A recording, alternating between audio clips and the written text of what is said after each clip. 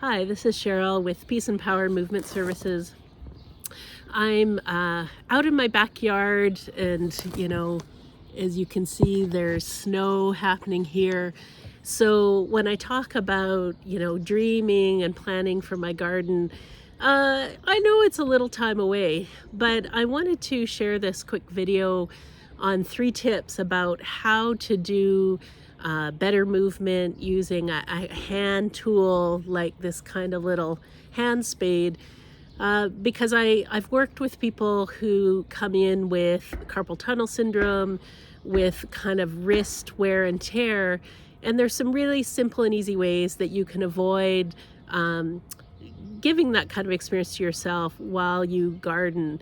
So if you're in this point about, getting seeds together and starting to plant seeds, I just wanted to plant some seeds for good movement. So when you get out and work in your garden, you can enjoy the experience. So the first tip is about how you hold the tool. So you definitely want to have your whole palm holding the tool.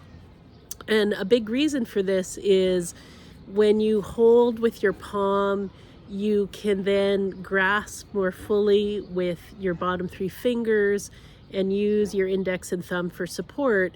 This lets all of the extrinsic muscles that come into your hand be the primary movers for the spade, for the hand spade.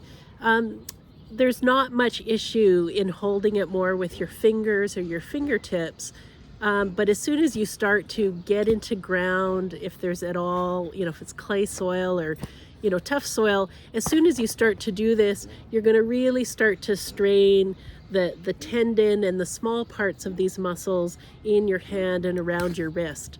So really important to hold it with your whole palm and then just wrap your fingers around for support so that motion, that force can travel up and land in the larger part of your extrinsic muscles of the hand. So full palm on the handle. The second is one that it's so easy to do this, is that you want to hold the tool in line with your arm. When we get into beds, it's so easy to kind of break your wrist, right? That you're looking to shovel and you're turning your wrist one way or the other. It's a small change, but it's a change that matters. To keep your wrist straight, keep your palm fully on the grip, and do that movement from your elbow or from your shoulder so that you're not breaking the line of your wrist as you move your soil around. Really crucial. And again, the same sort of idea. There's very small bones, very small tendons that come into your hand. Those can easily be strained when we put a lot of force through them. So better to move that work further up your arm, further up towards your shoulder, so that you can just move the little hand tool as an extension of your arm. So that's tip number 2. Tip number 3 is one that might be a little bit hard to see, but as soon as you do it, you'll feel it. And this is an issue of position. I often see, and I've worked with people that have had frozen shoulder or, strain of the deltoid muscles, right, this shoulder cap. And it comes from, with a hand tool, when you reach further out. So you're digging and then you keep digging and you go further out. You increasingly are holding the weight of the long lever of your arm and then whatever weight of the soil in your spade out at a distance.